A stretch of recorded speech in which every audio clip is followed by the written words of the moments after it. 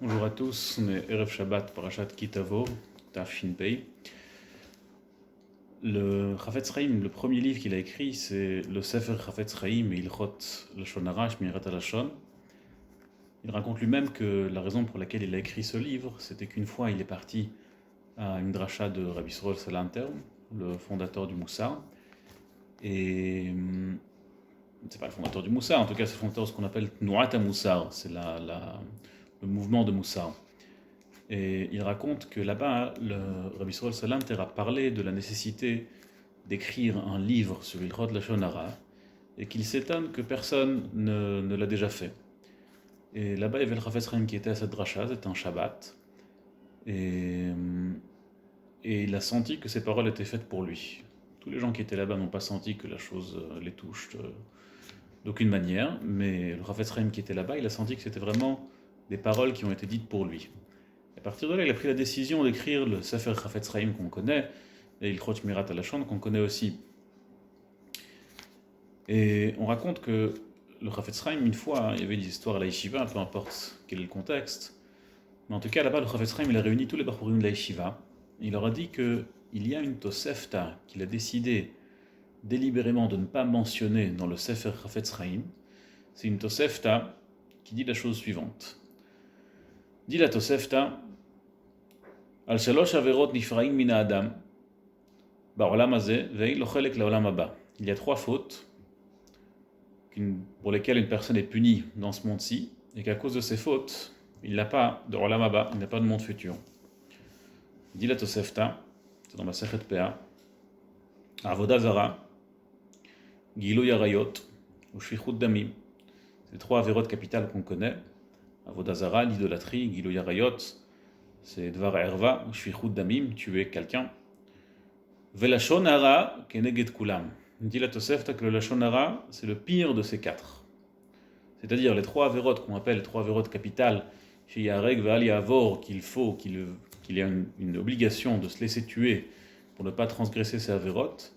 Dit la Tosefta, Lashon Hara Keneged Kulam. Alors sans entrer dans le dioun ilchatik, parce que c'est vrai que pour la Lashon Hara, on ne doit pas se laisser mourir, mais la Tosefta veut nous dire que la gravité de cette faute, la gravité de la Lashon Hara, est aussi grave que les 3 avérotes capitales. Et le Rambam, il tranche ça à la halacha.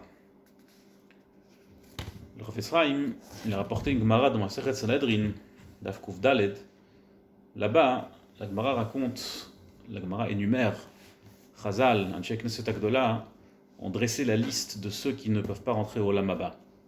Et là-bas, la Gemara raconte qu'une des personnes que Anshe Knesset Agdola ont voulu ajouter à la liste de ceux qui ne reçoivent pas Chelek l'Olam Haba, ceux qui n'auront pas de part dans le monde futur, c'était Shlomo Amelech.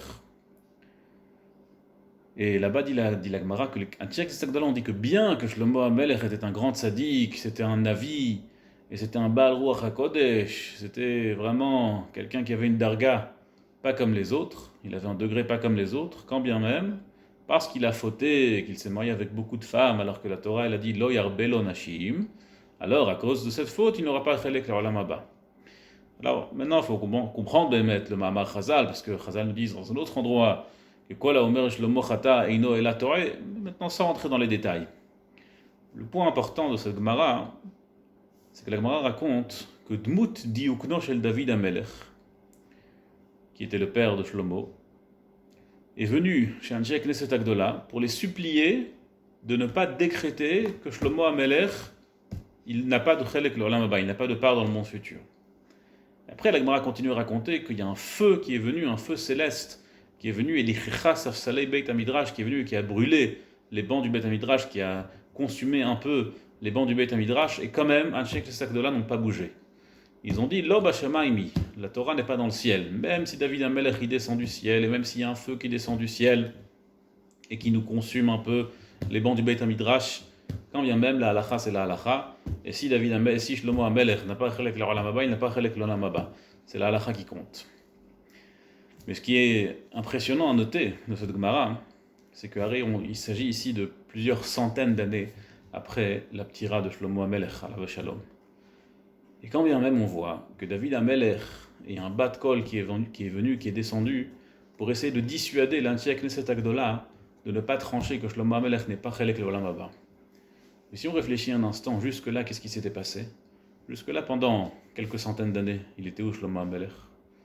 Shlomo HaMelech, probablement, ça nous laisse penser qu'entre-temps, avant qu'il n'y ait eu le décret de Anshek V'Stagdola, Shlomo HaMelech, il était l'Olam Haba, il était Gan Eden. C'est pas très clair qu'est-ce que c'est Gan Eden, qu'est-ce que c'est Olam Haba, mais en tout cas, il était dans une bonne place, une place positive. Et quand bien même, David HaMelech, il est descendu pour essayer de dissuader l'Anshek V'Stagdola qui ne donne pas un décret en défaveur de Shlomo HaMelech.